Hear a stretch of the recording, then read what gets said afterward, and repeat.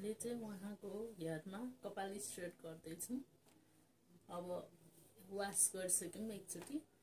अब चाहिँ फर्स्ट लोसनको लागि हामी ड्राई गरेर लोसन लगाउँछौँ।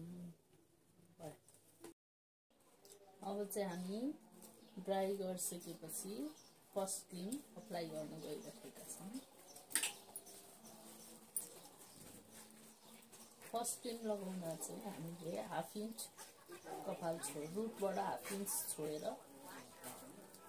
क्रिम अप्लाई गर्नुपर्दछ। अहिले चाहिँ फर्स्ट क्रिम लाएर सकिसक्यौँ र एकछिन हामी यसलाई रहन दिन्छौँ र यसलाई वास गर्छौँ। फर्स्ट क्रिम वास गरिसकेपछि अब ड्रायर गर्दैछौँ। ड्रायर गरिसकेपछि चाहिँ अब हामी आइरन गर्नेछौँ। हामी कपाल सुकाइसकेपछि चाहिँ आइरन गर्नु गइरहेका छौँ।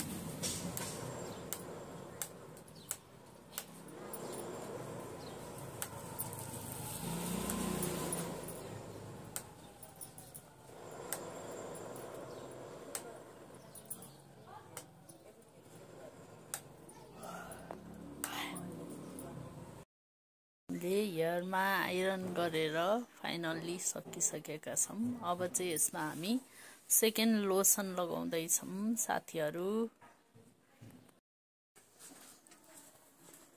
यो चाहिँ हामीले रुटसम्मै लाउन मिल्छ। यो चाहिँ हाम्रो सेकेन्ड क्रिम अप्लाई हुँदैछ। अब सेकेन्ड क्रिम लगाइसकेपछि हामी अर्को प्रोसेस देखाउँछौँ। हामीले फाइनल्ली सेकेन्ड क्रिम लगाइसकेका छौँ।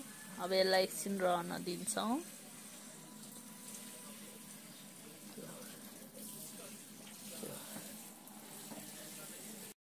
हामीले फाइनल्ली सेकेन्ड क्रिम लगाइसकेका छौँ। अब यसलाई एकछिन रहन दिन्छौँ। यो चाहिँ हामीले सेकेन्ड क्रिम लगाएर वास गरेर हेयर ड्रायर गर्दैछौँ।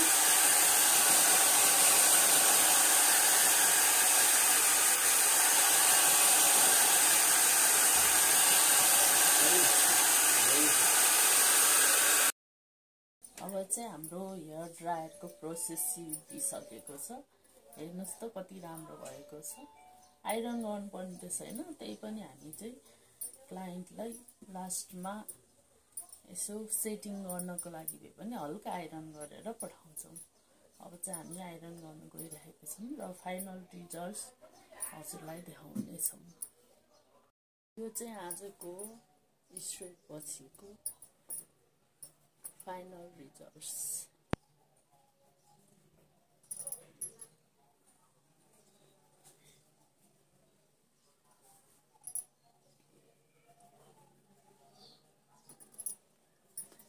कस्तो लाग्यो त?